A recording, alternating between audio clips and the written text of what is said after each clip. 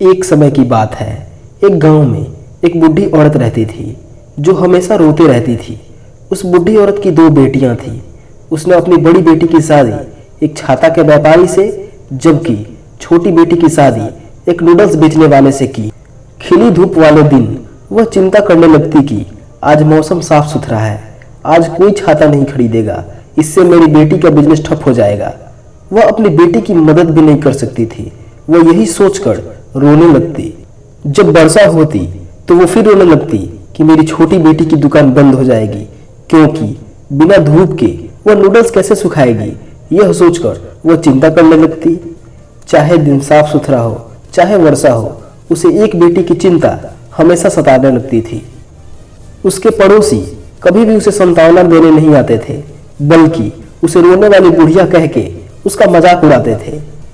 एक दिन उसकी मुलाकात एक मंक से होती है।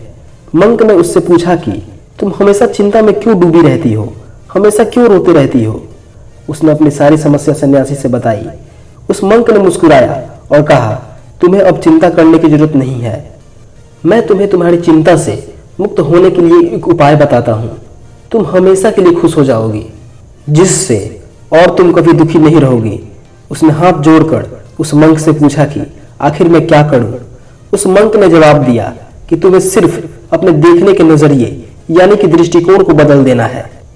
जिस दिन धूप खिली हो उस दिन अपनी बड़ी बेटी के बारे में मत सोचो कि वह आज छाता नहीं बेच पाएगी, बल्कि अपनी छोटी बेटी के बारे में सोचो कि खिली धूप में वह कितने नूडल्स को सुखा सकती है। इससे वह बहुत ज्यादा मात्रा में नूडल्स को बनाएगी और उसका व्यवसाय बहुत अच्छे से चलेगा। जब वर्षा होने लगे तब अपनी छोटी बेटी के बारे में मत सोचो कि वह नूडल्स नहीं सुखा पाएगी, बल्कि ये सोचो कि तुम्हारी बड़ी बेटी के छाते का व्यवसाय कितना अच्छा चलेगा। जब वर्षा होगी तो खूब छाता बिकेगा और तुम्हारी बेटी की दुकान समृद्ध हो जाएगी। अंततः उस बूढ़ी औरत ने उस मंक के बातों का पालन किया। उसके बाद वह हमेशा खुश रहने लगी, क्योंकि जब वर्षा होती तो वह बड़ी बेटी को लेकर खुश हो जाती, क्योंकि उस दिन छाता खूब बिकेगा। जब धूप खिली होती तो वह छोटी बेटी के बिजनेस के बारे में सोचकर खुश हो जाती। इस तरह वह रोने के बजाय हमेशा खुश रहने लगी। आप अपनी जिंदगी में देखिए, कहीं आपका दृष्टिकोण भी उस बुढ़ी औरत की तरह विपरीत तो नहीं है। जैसे हमेशा एक सिक्के के दो पहलू होते हैं, जहां प्रकाश होता है वहां काली छाया भी अवश्य बनती है। उसी प्रकार हमारे जिंदगी में भी सभी चीजों के दो साइड्स होते हैं।